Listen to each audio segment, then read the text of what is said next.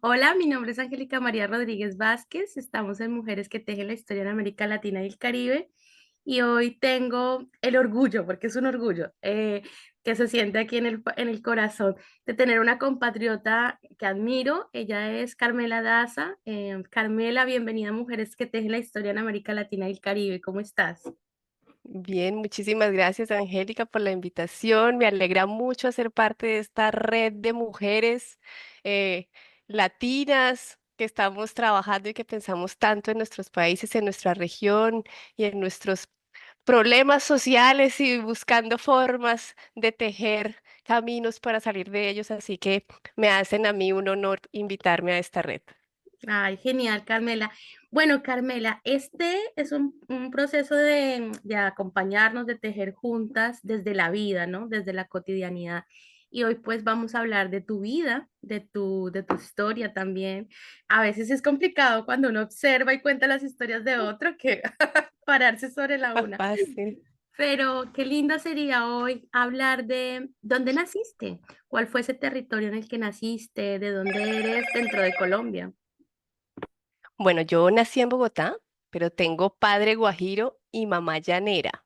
Entonces tengo, bueno, a los colombianos que conocen saben que son dos regiones muy distintas.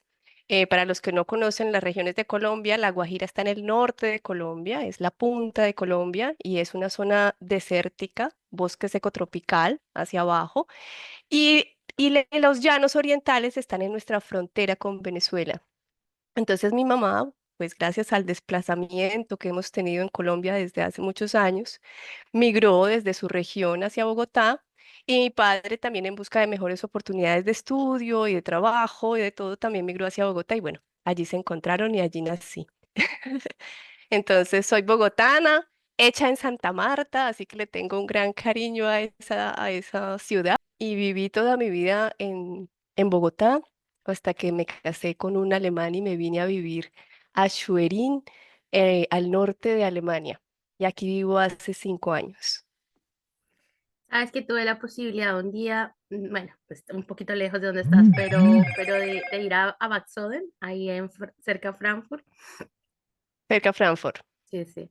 Y bueno, entonces qué lindo que es que nos estés acompañando desde el otro lado, desde transatlántico. Pero bueno, detrás de eso también hay una historia que más adelante iremos tejiendo.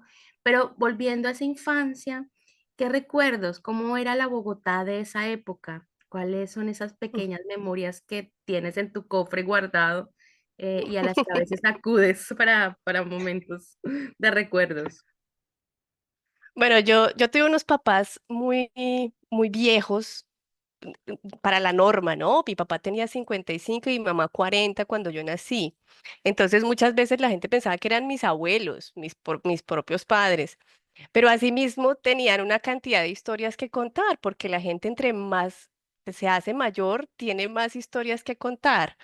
Entonces, pues mi papá era guajiro con ese don para la palabra, entonces él contaba una cantidad de historias de su región y yo realmente conocí la Guajira a través de esas historias que contaba mi papá de la región. Vine a conocer la Guajira ahora haciendo el documental.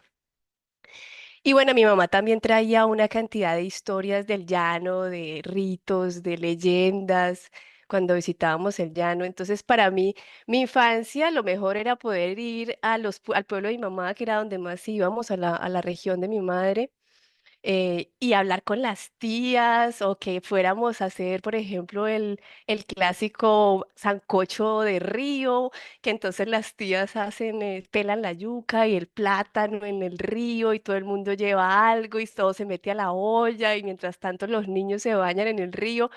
Eso para mí eran como las vacaciones ideales. Y escuchar a las tías. Yo siempre fui muy buena escucha. No sé, creo que por eso me volví documentalista, porque eso tiene que ser un talento que tenemos los documentalistas de saber mejor escuchar y no hablar tanto. Entonces me escuchaba mucho, me encantaban las historias de ellas y saber como todas esas cosas del Moán o de la Llorona o cuando decían que los caballos los rezaban para quitarles los gusanos y yo decía, pero ¿cómo que rezan al caballo para sacarle un gusano y cómo sale eso. A mí esas historias siempre me encantaron. Entonces, yo creo que fui una niña muy escucha, muy siempre pendiente de esas historias de la familia y sobre todo las historias mágicas siempre me llamaban mucho la atención. Bueno, me preguntaste de Bogotá y terminé hablando de los pueblos. Es que en Bogotá, ¿qué te puedo decir? Bueno, Bogotá era yo nací en los 80. Y Bogotá era una ciudad caótica, siempre era muchísimo más desordenada que lo que hoy en día es, porque no existía lo que ahora se llama el Transmilenio, que es un sistema de transporte público que tiene estaciones donde el bus para. Sí, puede ser que no al momento exacto como aquí en Europa, pero para ahí. Uno sabe que el bus va a parar ahí. En mi época de la infancia, los buses paraban en cualquier parte de la calle. Entonces tú tenías que salir corriendo a buscar el bus, se pagaba directamente en el bus con las moneditas, entonces el conductor manejaba, recibía las monedas todo al mismo tiempo, muy caótica. Y bueno, ya como en mi adolescente fue como el tiempo de Pablo Escobar que se puso un poco peligroso. Realmente Bogotá se puso muy peligroso. Mis papás siempre estaban muy pendientes como de dónde estábamos, porque la ciudad se puso difícil, porque Pablo ponía bombas. Uno no sabía dónde iban a estar las bombas de Pablo, entonces había como cierta tensión en Bogotá y yo pienso que en todo el país, mucho más en las regiones, obviamente. Pero Bogotá es una ciudad caótica que uno como bogotano aprende a llevar. Uno aprende a vivir en ese alerta Bogotá, estar alerta, estar pendiente de lo que va a pasar, de cualquier cosa te puede pasar, pero eso te vuelve bogotano, ¿no? Te vuelve como atento a las cosas, a estar pendiente de lo que está pasando alrededor. Sí, total, estás pilla, ¿no? Todo el tiempo estás a la advertencia, estás a la alerta, estás a la defensiva inclusive. Yo recuerdo que en Perú, yo en todos lados, y me decían, pero te van a robar, te van a robar. Y yo decía, no, porque yo vengo de Bogotá. Si no me robaron en Bogotá, no me roban en ningún lado. Y me roban en Bogotá bien, pero no en cualquier otro lugar. No me voy a dejar robar en ningún otro lado. Este, eso que tú estás diciendo, claro, habla de unas dinámicas sociales que se van naturalizando también en el cuerpo de las mujeres y bueno, de las personas, pero pues las mujeres vamos asumiendo otros roles sociales, digamos, históricos, que tienen que ver también con el cuidado, con la protección y también nos ponemos más expuestas en una ciudad. También mucho más caótica, pero claro, este contexto histórico de las bombas del 90 pues básicamente De los 90, de sí. los 90 es un contexto muy importante para la ciudad, pero también nos habla de ese cambio urbano, ¿sí? Y es por eso también esa necesidad que tenías de volver, de ir a esos territorios alejados, llenos de paz, llenos de amor, de cariño. Entonces Claro. es por eso que tu primer recuerdo sale en lo familiar, en donde te sentías protegida, ¿no? Así que está bien, qué lindo. ¿Y estudiaste allá en colegio público, privado? ¿Cómo fue tu educación? ¿En qué espacios empezaste a desarrollar tu academia, tu formación? Bueno, yo estudié en colegios privados, pero privados de barrio. Es que hay una diferencia entre ser un colegio privado bilingüe, donde tienes acceso a otros idiomas, que esos son unos colegios, un estándar de colegios en Bogotá, y hay otros que son privados, que quiere decir que no es de la escuela pública, pero ese colegio, aunque sea privado, hace parte del vecindario, ¿no? Es un colegio pequeño que está en un barrio pequeño, y en ese tipo de colegios fueron los que más estudié. Finalmente terminé mi bachillerato en un colegio religioso, en el Agustiniano. Y luego tuve que entrar a trabajar porque lamentablemente mi papá se murió y bueno, pasaron cosas en la familia que no permitieron que yo entrara inmediatamente a la universidad cuando me gradué como era lo que yo quería. Entonces empecé a trabajar en agencias de casting para comerciales, es muy divertido porque esa fue mi carrera en Colombia, ¿no? Yo empecé buscando gente para hacer comerciales, luego les hacía la cámara, luego les hacía las pruebas, luego editaba esas pruebas. eh, y así como en ese mundo de hacer casting, de usarle pruebas a las personas para los comerciales, me empezó a gustar la cámara, me empezó a gustar la cámara, me empezó a gustar la edición. Editábamos de VHS a VHS, era muy divertido. Eh, y entonces empecé a ahorrar para entrar a la universidad y hice mi primera carrera que fue realización audiovisual en una fundación universitaria. Entonces allí hice como una carrera técnica porque me empezó a gustar el tema del audiovisual, pero siempre sentí que en esa técnica más lo que aprendí fue como exacto, la técnica de cómo hacer las películas, pero no te explicaban para qué hacer las películas, qué decir en las películas. O sea, el fondo, ¿no? Te explican la forma, pero no te explican el fondo. Entonces siempre me hizo falta como ese fondo de, ¿para qué? Sí, sé cómo hacerla, pero ¿qué voy a poner allí? ¿Qué es lo que me gusta hacer? Y bueno, decidí hacer una carrera universitaria y me fui por ya fue mi segunda carrera y me decidí a hacer la carrera de gestión cultural, no como máster, sino como carrera profesional en la Universidad de Ann. La Universidad de Ann tienen esa carrera. No te escucho, Ani. Ani, no te escucho. Existe la Ahí. carrera en Colombia que pensé que era como un mito, la de la gestión. No, existe, existe. Yo fui de las primeras promociones de esa carrera.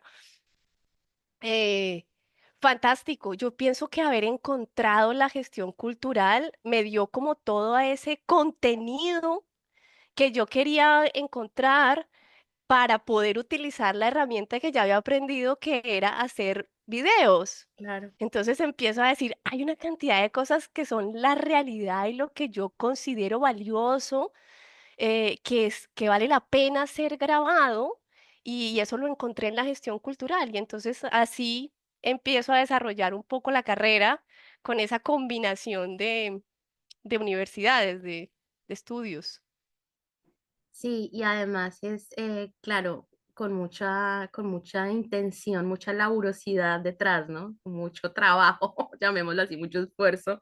Eh, Ahí sí, como cuando dicen que me quemé las pestañas para estudiar, tal cual.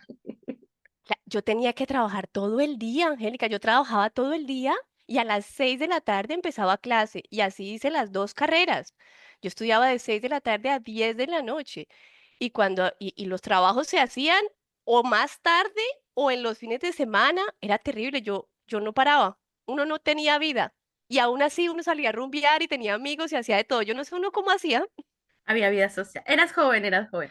Pero Era joven. en ese proceso de también de juventud, desde la infancia y la juventud, ¿cuáles fueron tus influencias femeninas? Por ejemplo, de tus ancestras, ¿qué recuerdos hay con las ancestras? ¿Cómo fue el vínculo?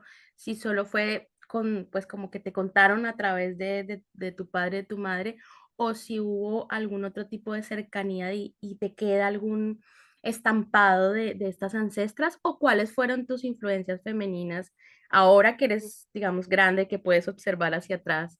Porque uno de pronto en esa época no se da cuenta, pero Uno no ahora se da cuenta, uno no se da cuenta. Bueno, yo es que tuve una mamá pues muy mayor, ya mi mamá era grande, entonces casi que para mí mi mamá ha sido mi pilar siempre, ¿no? Y además que mi mamá es una tesa porque nunca fue al colegio, o sea, ella nunca pisó una escuela, pero lee, aprendió a leer porque quería leer y es una lectora magnífica. Vive en Tauramena, Casanare, que es un pueblo muy pequeñito. Y a su casa siempre llegan los niños a leer porque mamá tiene una biblioteca en su casa, y le encanta leer con los niños. Y a mí esas cosas que hace mamá me inspiran siempre en la vida, ¿no? O por ejemplo, es súper juiciosa con la comida, tiene una alimentación brutal, ella no come sal, no come azúcar, no te come carne roja, se cuida muchísimo con la comida y tiene una salud a los 84 años que uno dice, esta mujer está a veces mejor que yo, se queja menos que lo que yo me quejo. Entonces, mi madre yo siento que ha sido básicamente una influencia para mí en muchas cosas, de tesón, de fortaleza, de hacer que las cosas pasen, de en medio de la desgracia también reírse de las cosas. Claro, tiene mucho dolor, como las mujeres de antes tienen mucho dolor todas, porque eran mujeres que no tenían derecho, que no tenían voz, que estuvieron oprimidas durante mucho tiempo. Mi mamá trabajó desde los 8 años en Bogotá, o sea, una mujer que ha pasado por muchísimas cosas, pero aún así disfrutaba y disfruta. Y a sus 80 años vino a Alemania y se montó en un avión y pasó el Atlántico, esa cuchita a sus 80 años. Y a mí eso me parece lo máximo, o sea, una Ay, inspiración viva para mí. Ella es mi inspiración viva. Ahora, claro, las abuelas, pues siempre me hablaron de ellas porque yo no las conocí, pero tengo el nombre de mi abuela paterna, que es mi abuela Carmela. Y mi abuela Carmela vivió en La Guajira, era Guajira, Carmela García. Y bueno, esta es una mujer que era la dueña de la tienda, la única tienda de Fonseca, la atendía mi abuela Carmela. Y ella era la mujer de mi abuelo Juancho y tenían 4 hijos. Pero mi abuelo Juancho tenía cualquier cantidad de queridas, porque les dicen las queridas, y las queridas llegaban con los hijos a la tienda de la abuela Carmela y la abuela Carmela terminaba criando los hijos de las queridas. Esto era increíble. O sea, yo digo, ¿qué capacidad de aguante tenían estas mujeres antes? O sea, aparte de que el hombre va y me engaña, la mujer viene y me trae al muchachito y yo lo cuido. Yo a veces digo, o sea, eso tiene uno que tener un corazón, esa es la sororidad real, la realidad, la realidad de la sororidad. Hoy esa en es la día, real. claro, porque hoy en día las feministas hablamos de la sororidad, digo, pero ¿quieren hablar de la sororidad real? Devuélvanse el Ajá. tiempo. Vámonos unos cuantos años atrás, cuando no había derecho de nada, cuando no podías ser dueña de nada, cuando no tenías derecho a votar, cuando no tenías derecho a decidir, cuando tu marido tenía que decir todo lo que se hacía en la casa y tú estabas haciendo ese tipo de acciones como cuidar a los hijos del amante de mi esposo. Sí, O sea, en esas condiciones era otra cosa, claro, sí. No, era mucho más pero compleja. finalmente es una constructora de redes tu abuela, ¿no? O sea, te hereda Claro, también ese vínculo con la protección, con la vida, pero y la vida entendiéndola como una cosa más amplia, no solo con la idea de parir, sino de la vida exacto, misma, ¿no? Sí, de la esto. vida. Así que, oye, qué linda la abuela Carmela. Vamos a hacer un homenaje entonces en Mujeres que Tejen la Historia para Carmela García, de esa Guajira y ese recuerdo tan vivo en esa tienda de Fonseca. Me siento Lindo. como que estoy buscando las letras de Escalona por allá. Lindo, ¿no? Se siente uno en García Márquez, te sientes como en Macondo. Me siento escribiendo el libro de la Guajira a partir de la historia de Doña Carmela. Qué lindo. ¿Y has Lindo. pensado escribir hacer algo con la abuela Carmela en tu producción documental? Bueno, la verdad es que yendo a La Guajira, ay, La Guajira tiene tantas historias cuando uno va, que es que uno dice, aquí yo me puedo sentar toda la vida y no voy a parar de contar historias porque esto es una cosa impresionante. Pero sí, sí me encantaría, sobre todo, pero he pensado más con mi abuela Misaelina, que es la madre de mi mamá. Pues porque mi mamá está mayor y quiero poder tener a mamá en un documental antes de que se nos vaya, y con su voz empezar a indagar un poco más acerca de la región de los Llanos Orientales, que es una región de la que tampoco se habla mucho en Colombia. Es una región más bien olvidada, como el territorio guajiro también.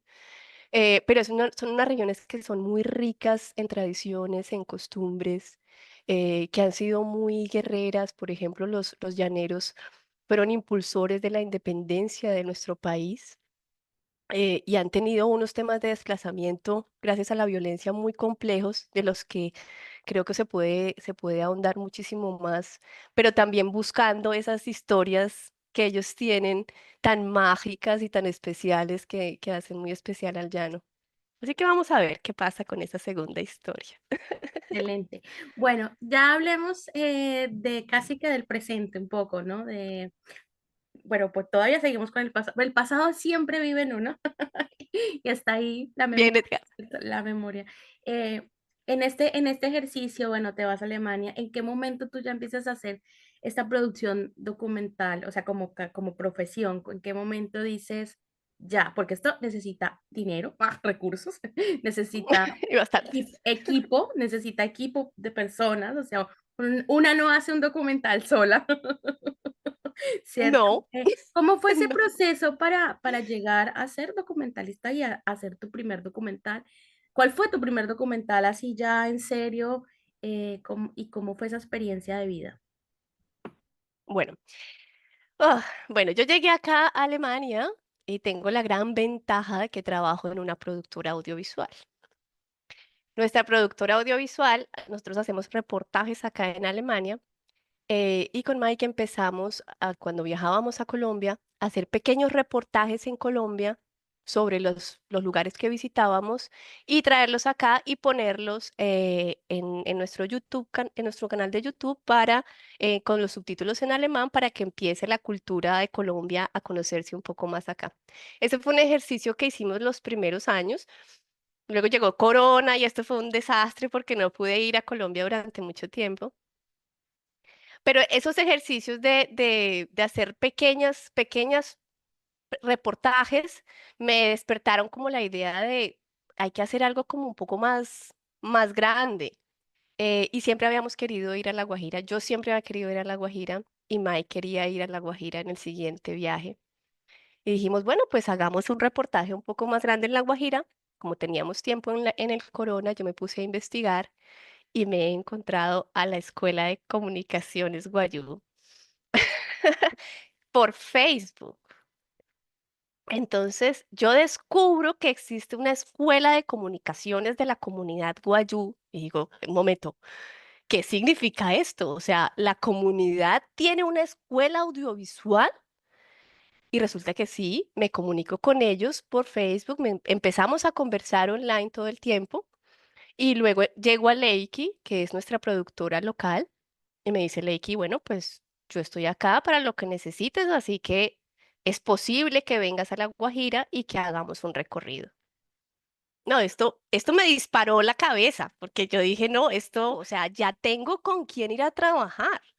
Nosotros tenemos unos equipos acá que obviamente llevamos, pero ya las personas con las que íbamos a trabajar estaban allí, y los operadores y además conocedores de la región como nadie.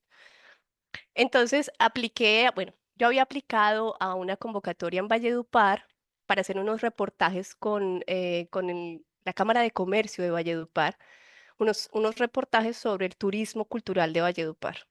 Entonces empezamos llegando a Valledupar y haciendo estos tres reportajes y al mismo tiempo yo trabajaba con Leike haciendo la preproducción porque estábamos cerca, ¿no? En Valledupar, de Valledupar a La Guajira es muy cercano. Y bueno, nos lanzamos, yo hice una ruta y ya teníamos algunas comunidades, algunas mujeres líderes, lideresas que yo había contactado y también encontramos al profesor Wilder Guerra, que no, el profesor Wilder Guerra fue como encontrar un tesoro, porque él es antropólogo guayú, profesor de la Universidad del Caribe, y nos encontramos en su casa en La Guajira y en esa entrevista del profesor Welder, él nos dio un contexto de la región. Fueron 2 horas que yo dije, todo lo que él dice es importante. Yo no sé cómo voy a hacer para ponerlo todo. Todo lo que me decía eran como palabras mágicas. Entonces, con ese contexto del profesor Welder, con los contactos que yo había hecho de algunas lideresas que habían estado trabajando frente a esos problemas que tienen con el agua, y bueno, y con Leiki haciendo la preproducción, armamos un mapa de ruta para empezar a trabajar. Y así nos fuimos con Mike y con mi hijo, el hijo de Mike, que es mi hijo ahora, tenía 12 años, Ludwig, años mono, alemán, no habla nada, español metido en las comunidades guayú. Esto era para morirse de la risa porque los muchachitos lo perseguían, le cogían las manos, le cogían el pelo, no lo dejaban en paz. Pero fue una experiencia enorme para Ludwig también, ir a la región y filmar allí, ¿no? Y bueno, así se hizo. Así llegamos, así empezamos a caminar.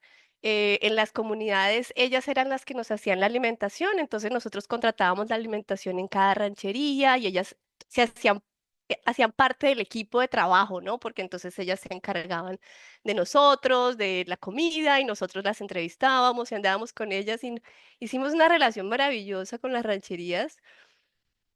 Me encantan esas lideresas, o sea, yo encontré unos personajes tan maravillosos, la profesora Marta que tiene 250 niños en esa escuela y a los que les da agua todos los días. No, eso es una inspiración, son mujeres muy inspiradoras. La fuerza, la fuerza que tienen las mujeres guayú es muy inspiradora. Y bueno, hicimos este documental con mujeres, porque Leiki es una mujer. En nuestro grupo de la escuela está Liz, que además es nuestra voz en las leyendas de Guayunaiki. Ella lee las leyendas en Guayunaiki en nuestro documental, bellísima. Entonces Liz, Leiki y yo entrábamos siempre y se tiene que hacer, uno no entra con la cámara, uno tiene primero que conversar, hablar. La palabra es muy importante cuando uno entra a La Guajira, explicar, dejar hablar, escuchar, estar con ellas un tiempo y luego ya se empiezan a poner las cámaras y bueno, así se va dando, ¿no? Así se va tejiendo, como ellas van tejiendo todo el tiempo, se va tejiendo el docu. Porque además es parte de la cultura indígena, ¿no? Es como el proceso colectivo y los tiempos que eso implican, ¿no? Entonces, como que, claro, nosotros venimos de todo este mundo occidental, donde todo es a la carrera, donde yo ya quiero grabar, donde, y es como, no, Mm, espérate, mm, hay mm. un tiempo para cada cosa. Además, como que te preparan el alma un poco, ¿no? Te preparan el alma. Yo siento que esta experiencia para ti ha sido conectar con tu identidad y con ese territorio que no habitaste, Sí, porque digamos que como ese enamoramiento o esa magia con la que cuentas tan emocionada este proceso, la percepción que estoy leyendo desde afuera, y me puedo estar equivocando, pero es que hubo una reconexión sí, ancestral allí. ¿La sientes así sí. o cómo lo sientes tú? Sí, me siento habiendo encontrado un espacio al que pertenezco. Es un espacio en el que que siento propio.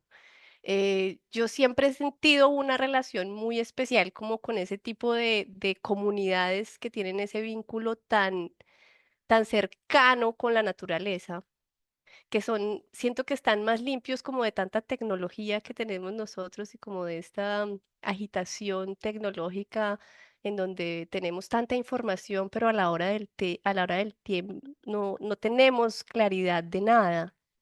No hay no hay un camino claro en medio de este mundo informativo lleno de información, ¿no? Siento que allá uno encuentra la paciencia de tejer, la paciencia de sentarse y tejer. Y al mismo tiempo que estás tejiendo, estás conversando, es entran como en un mood de meditación. Yo siento que eso es un mood meditativo, el ejercicio de las manos construyendo esas bellezas, hamacas, mochilas, tantas cosas, mientras están además enseñando a los que vienen ese arte y conversando sobre los temas del agua, sobre los problemas de la cotidianidad, quién va a ir a traer el agua, si llovió, si no llovió, dónde está el arroyo más cercano, quién nos puede ayudar con este problema, se dañó el molino y es resolviendo una cantidad de problemas al mismo tiempo que estás creando una obra de arte y al mismo tiempo que le estás enseñando a tus hijos y a otras generaciones un talento que le va a servir el día de mañana, es como una combinación maravillosa de la vida, o sea, como una persona al mismo tiempo puede hacer tres cosas tan importantes. A mí me llena de alegría poderlo ver. Yo sé que no puedo ser tan paternalista y tan idealista de las comunidades. También hay sus problemas y no los niego. Que hay corrupción, que hay líderes que no están trabajando por sus comunidades, que también se roban el dinero de las regalías. Todo sí sucede, pero yo le quiero poner ojo y luz a lo que yo creo que es importante y que quiero que se vea. Y yo quiero que se vea ese trabajo tan maravilloso que ellas hacen, de tener desarrollar un talento tan grande que tienen, porque es que hacer una mochila de estas no se hace en un día, se hace en 2 semanas. Esto es una cosa, es un trabajo grandísimo y difícil de hacer. Les queda perfecto.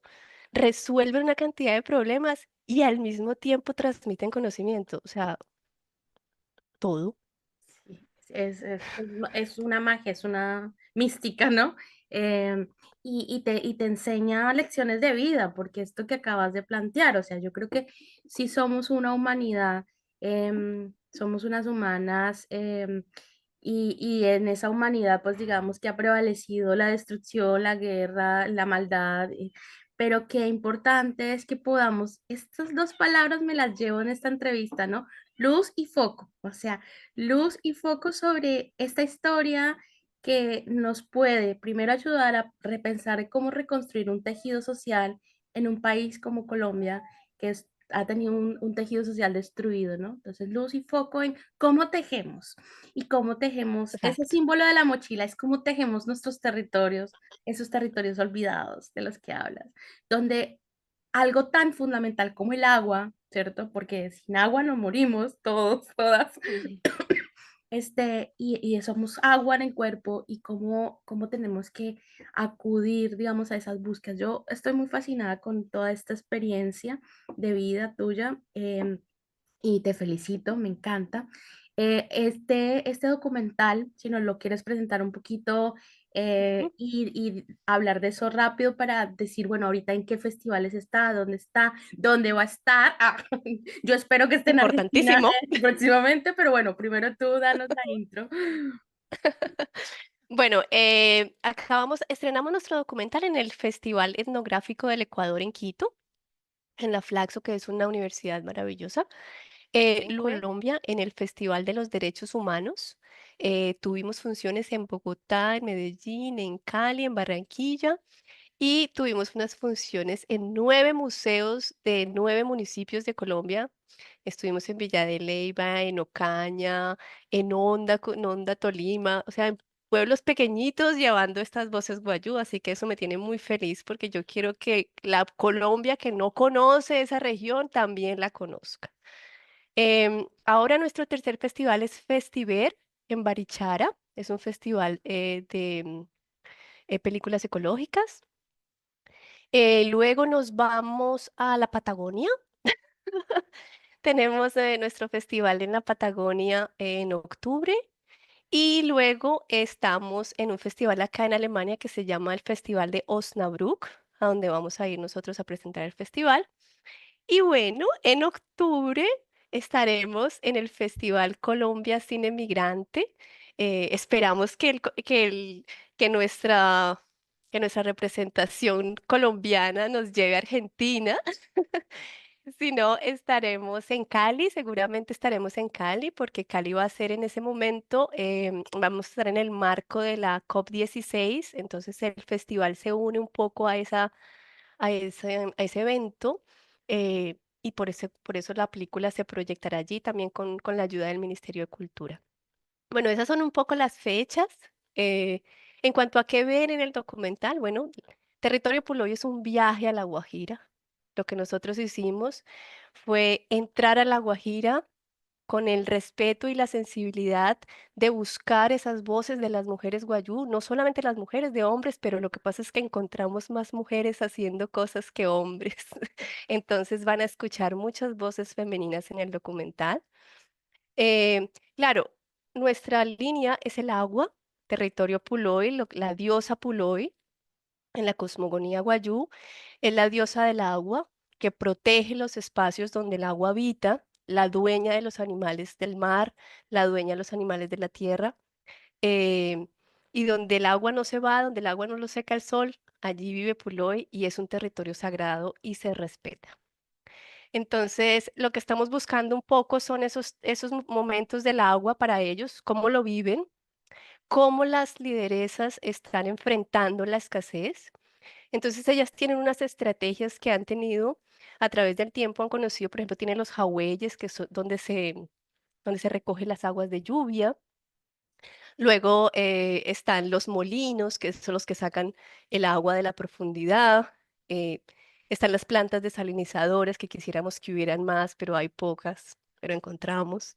Y hay una cantidad de sistemas en los que ellos acceden al agua, que son lo que van a encontrar en esos testimonios, combinados con unas animaciones de sus leyendas guayú, las leyendas alrededor del agua.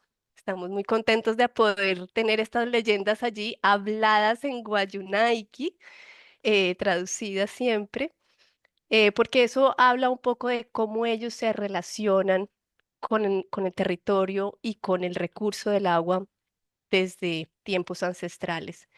Y creo que esos son conocimientos que queremos que se conozcan porque son conocimientos que quizás no resuelven la crisis climática que tenemos, pero que deben ser integrados en la solución. Es lo que buscamos también.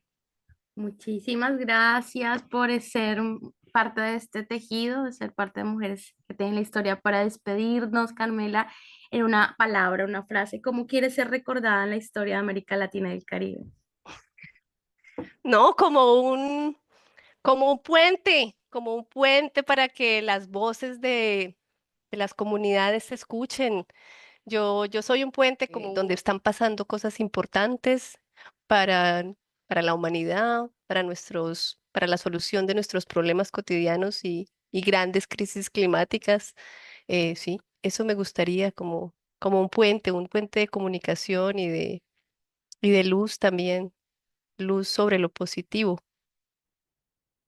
Esto que acabas de decir también a mí me parece interesante. Estás en Alemania, un país que de alguna manera se ha caracterizado por el trabajo medioambiental, ¿no? Por toda esta propuesta, inclusive ecológica, llamémosla así, versus el territorio guayú, donde la crisis ambiental es tan evidente y entonces, ¿cómo puedes también tú, desde tu propia experiencia de vida, de estar en estos dos territorios, hacer una cadeneta y cómo que logras identificar de allá y que logras llevar de acá para allá? O sea, cómo haces también al interior tu reflexión sobre el tema medioambiental con esos dos mundos, ¿no? Pues dos caras de la moneda opuesta. Claro, no, aquí hay una tendencia muy grande en Europa, bueno, en Alemania, donde yo vivo, claro, hacia la ecología, hacia ser un poco más sostenibles en nuestras cotidianidades, pero hay un tema más grande que es el tema geopolítico que indudablemente afecta y es que el carbón se sigue trayendo de La Guajira, porque además tenemos una guerra con Ucrania que frenó este contacto con este país cercano y ahora tenemos que importarlo desde un lugar muchísimo más lejano.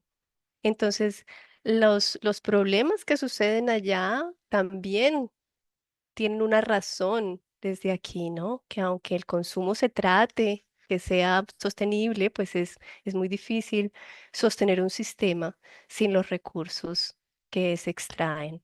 Y es una realidad que está pasando.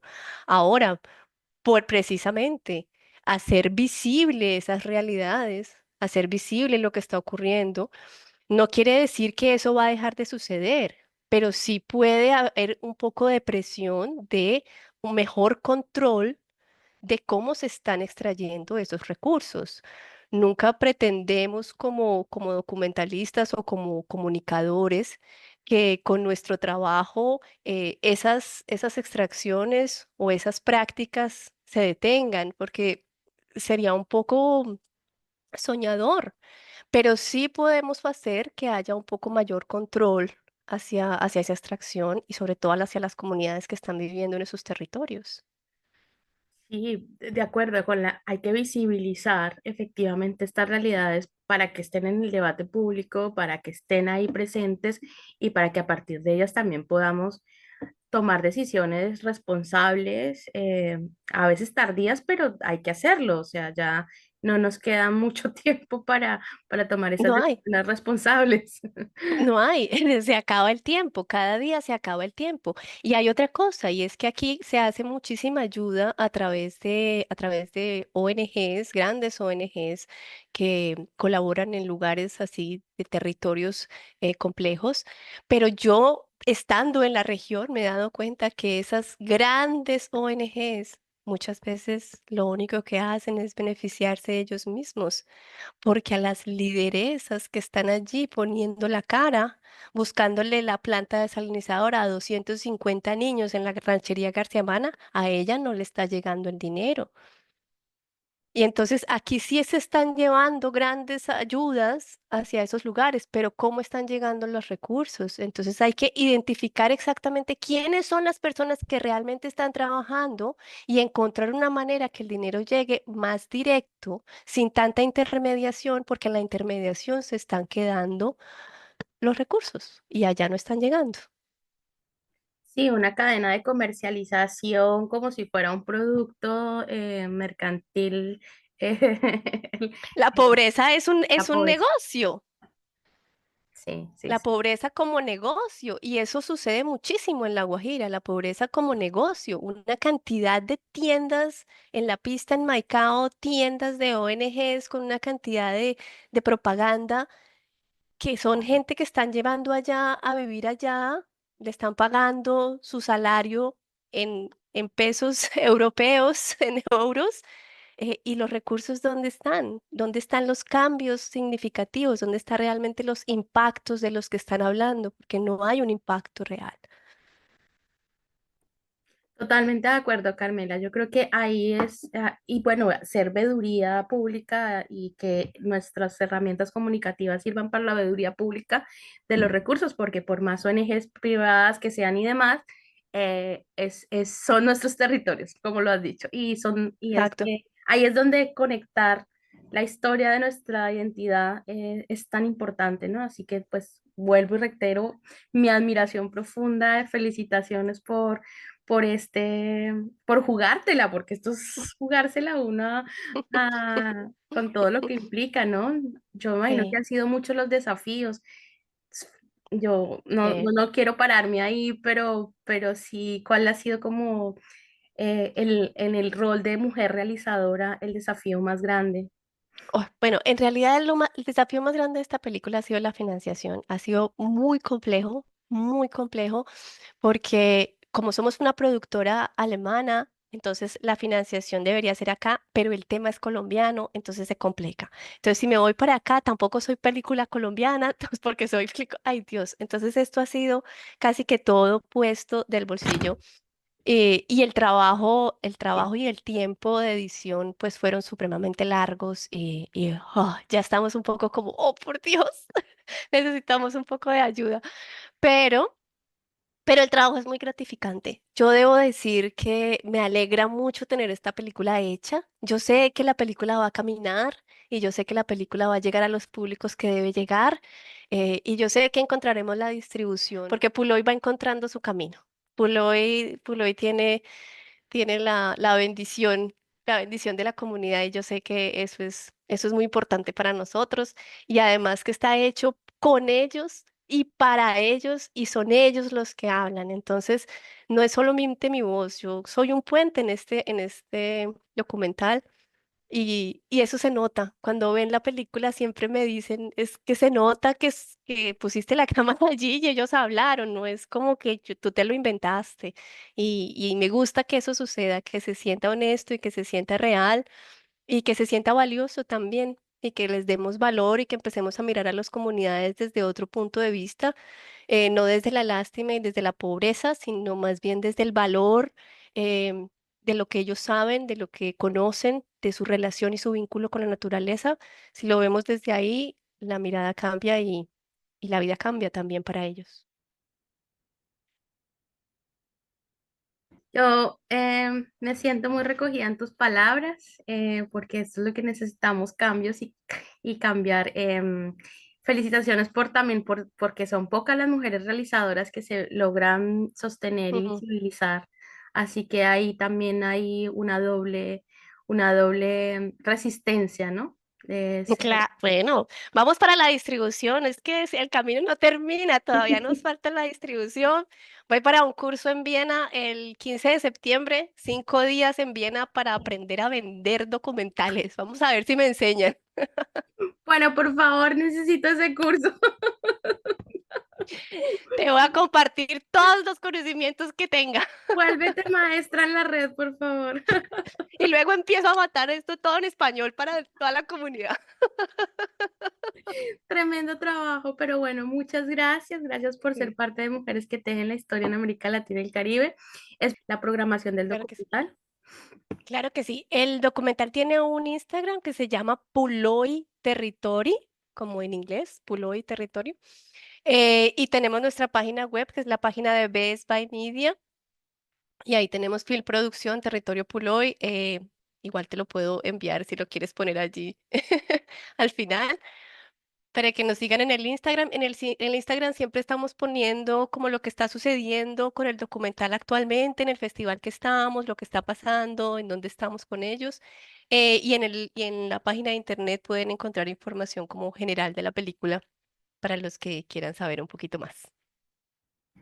Genial, entonces así vamos a hacerlo, lo vamos a poner en la cajita de la descripción y invitamos a todas y a todos a seguir este hermoso proceso y esperamos que más documentales como esos y un éxito con nuestro documental para esta temporada. Un abrazo gigante. Chao, Muchas Carmela. gracias. Gracias por Gracias tu a todos. paciencia y tu cariño. Bueno, un abrazo.